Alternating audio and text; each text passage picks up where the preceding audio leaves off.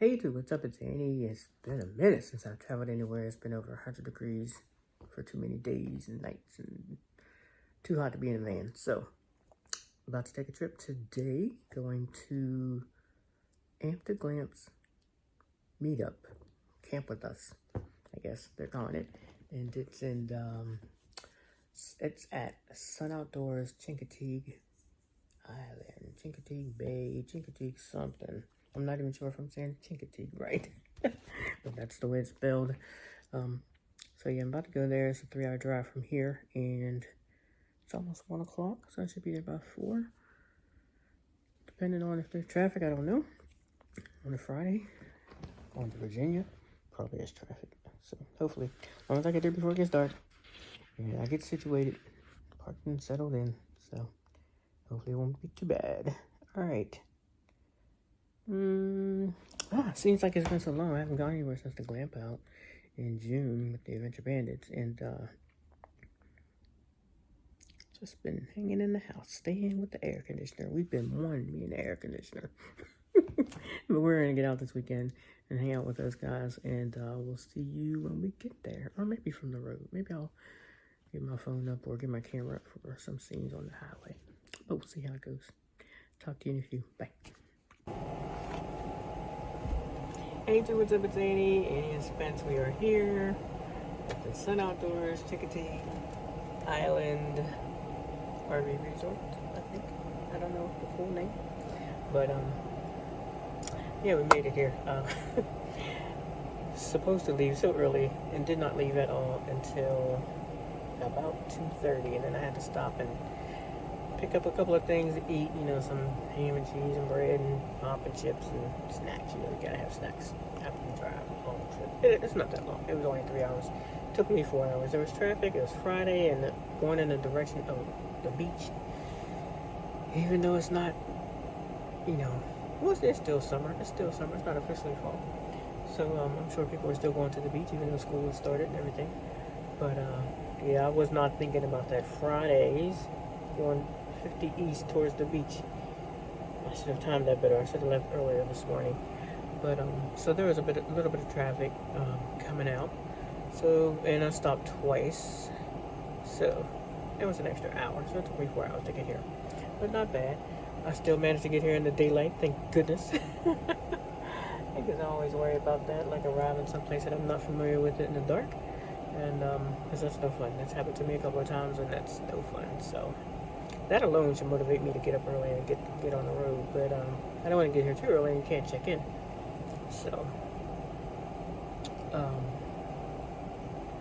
yeah, I already saw Sherry and John when I was backing in. They were over at, I think, Dwayne and Belinda, all about the banks. They were over at their site. They're like maybe 2 or 3 sites down from me, and hanging outside after 50. Doris and Jose are about 2 sites that way, 2 or 3 sites that way from me, and I think Sherry and John's site is after Dwayne and Belinda's.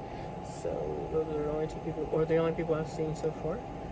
I don't know who else here that I might know, but those are the ones I've seen so far. So, and there was another guy that was on that side of Doris and Jose, but I don't know who that was. I don't think I've ever seen him before. So, anyway, so yeah, made it here safely, and thank goodness, made it in the daytime. That was such a big thing. That's such a big thing for me, because I have so much anxiety about driving to someplace unfamiliar, and the weather is pretty good. It's a little bit muggy here, but there is a breeze, which is good. So hopefully it will be nice sleeping weather tonight, and that's about it. Just sort of kind of set up, but not really. I just kind of separated things. It's kind of messy when I'm in the van for the weekend, because I have to shift stuff around all the time. So this sits over here, and then in the daytime it sits somewhere else, and then that one sits over there, and just kind of shuffle things around, because of course there's not much space. So right now I just I can show you, I guess. Let me see if I can switch this one second. Alright, just watching some YouTube, of course. I got my bag of snacks in the sink. My little lamp. Oh, too far, too close. Okay, so there's my little counter there. Got the fan blowing here, got a fan up top, got 2 fans over here. So it's got stuff everywhere. But it is almost 9 o'clock, so it's already dark outside, so I'm already closed up shop. Because I'm tired. And I'm ready to get some sleep after I watch a little bit of YouTube. So I can get up fresh in the morning. And we got our curtain closed and our shades up on the windows. So yeah. Batten down the hatches. All we need is a good rain to come through here and cool things off. That would be nice. So yeah. So that's it. That's pretty much it. Just got here probably about an hour ago, maybe. Probably about 7:15.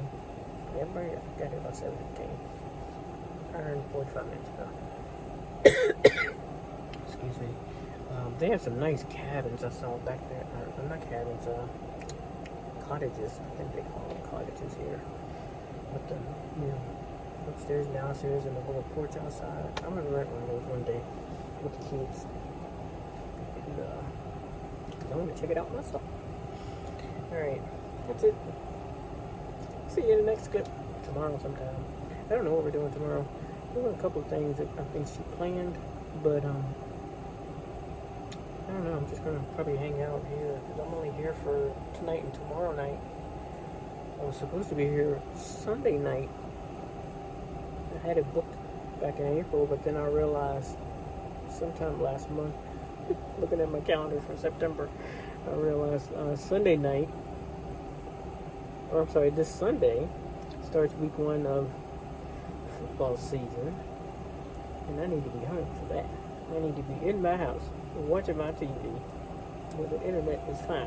I can't take the chances on campground internet, anybody's campground internet on game day. So I will be heading out Sunday morning about 9 and hopefully getting home by 12:30, stop someplace and grab some food and be sitting in front of my TV for kickoff at 1 o'clock.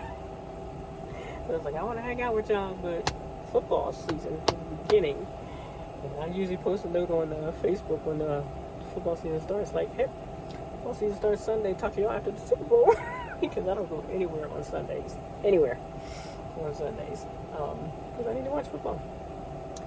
The Glamp Out, or not the Glamp Out, the Adventure Bandits Bandits Bash that's in October is going to be during the Steelers bye week. So when I booked that, I was like, oh, okay, we're fine there.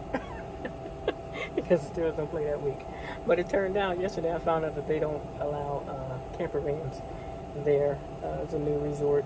I think it's new. I don't know if it's new or not, but it's a resort. And most of the resort places don't allow camper vans. I've had that. This is the second time this happened to me. I need to remember to check that before I, reserve a spot. But I didn't think about it until like yesterday.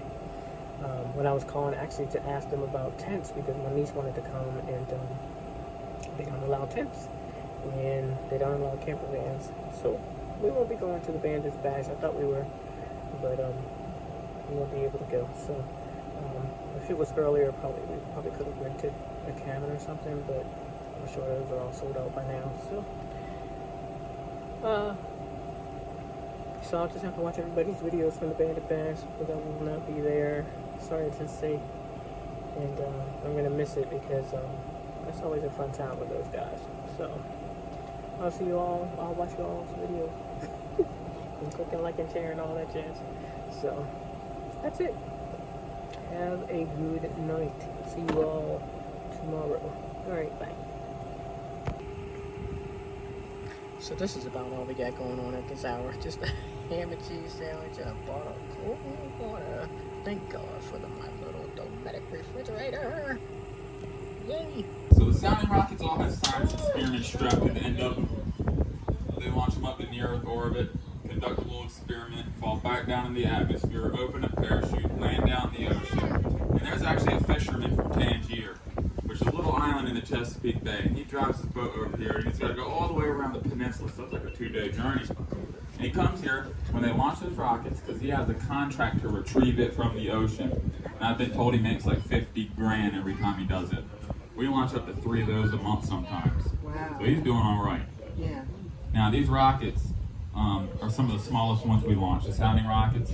Anywhere 3-4 foot wide, 30 to 70 feet long, and they differ so greatly in size because they're like Legos. You stack different engines, got different size compartment modules on the end, depending on what you want to carry and how high you want to carry it. But they're a lot like bottle rockets. If you ever come here to see one, do not blink when they light them off because they're gone.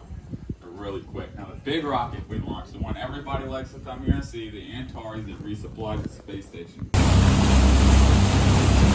Now right here up along the bank, we're going to see what looks like little black chunks or little rocks sticking up out of the water.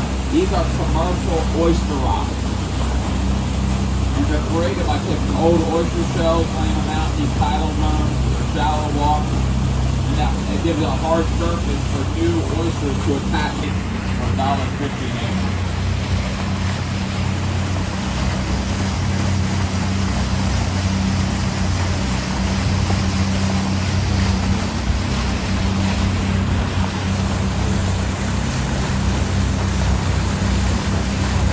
We passed these last 2 bushes right here. If you look all the way in the back of the grazing area, I can see some of these wild ponies.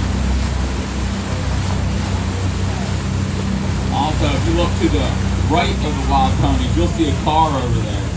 And you also see cars going by on a road. That's the road that carries you to the beach after you go across the bridge and through the toll booth.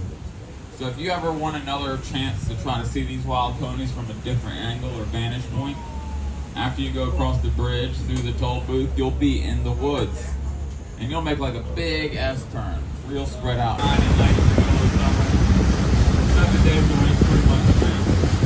And I come out here in the sunset tour, most of the time I haven't gotten around to eat dinner yet. There'll be like 50 people grilling hamburgers and steaks over there. It drives me nuts.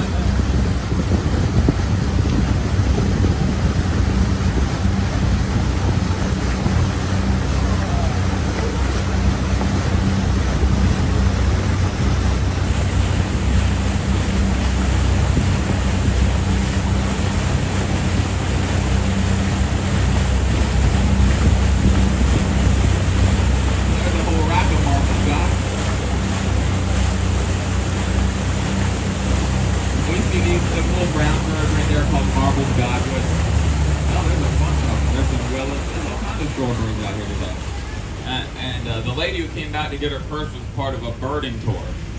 And they love marbled godwits for some reason. They see those and the whole boat freaks out. There are some 400 of them spanning the channel in a few different lines. So you could walk from one island to the other on top of boats and never get wet. It's pretty much complete chaos. And the only spot we'll leave open is this 100-yard wide gap across the channel that the ponies actually swim through. Speaking of ponies, they'll all be rounded up down there by the tree line, back on the corner of Little Beach, and they'll be standing in the marsh. And all 180 to 200 of them will be down there with the 25 to 30 guys that ride on horseback called saltwater cowboys, and they go through the woods and the marsh, round all those wild ponies up, and they drive them during the swim. Kind of like you see in an old cowboy movie, right? And we swim them at slack tide. Alright, so when the tide goes from falling to rising or rising to falling, whatever, during that transition period, when it stops, it changes direction. There's about a 15-minute window. If you had a 50-50 mix between stallions and mares, the stallions would fight to the death over it. Because there's not enough. But since there's enough to go around. Woo-wee. Okay. Hey everybody, I'm back. It's Saturday, and we just got off a boat ride, which was pretty nice. So they go from, it's called Chincoteague, I learned from the boat ride, not Chincoteague. And they go like down the middle of the harbor, and Chincoteague's on one side and Assateague's on the other side, where they have the horses. And it was nice. It was a nice little outing. It was only a 2 hour, so 1 hour out, 1 hour back, and it was nice. It was relaxing. It was cool because the boat had a cover on it. Thank the Lord for that. Because it's hot out on that water. So we were covered, sitting in the shade on the boat, listening to the tour guide, just feeling the water, a little bit of splash here and there in the water. And it was just nice and relaxing. I think I took a 10-minute nap towards the end. So that's my old people nap, I guess.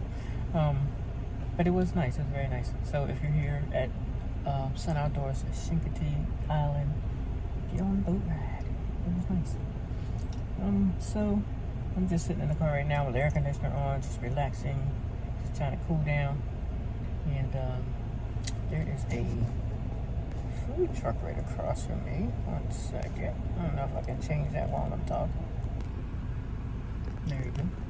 There's a food truck across from me, a little pavilion to sit out and eat. See if I can zoom in a little. They have Sun Outdoors on it. I didn't get anything from it last night because I already picked up food on the way. But I'm going to see what they got over there when they open. I don't know what time they open, but I can't remember. Alright, I'll look at the information they gave us. Okay, here's my view out front. They have some nice cottages over there. And, sorry for the shakiness. I'm sitting on the top of my, It's all about the banks right there, and behind them is Glamp. You can't see them because they're behind them. And who else over here? I think this one back here is playing outside after 50. Doris and is it? I'm not sure.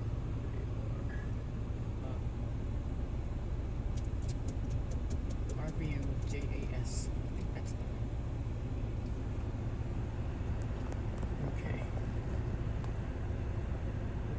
It looks like it's about to storm, maybe. I don't know. It did rain this morning.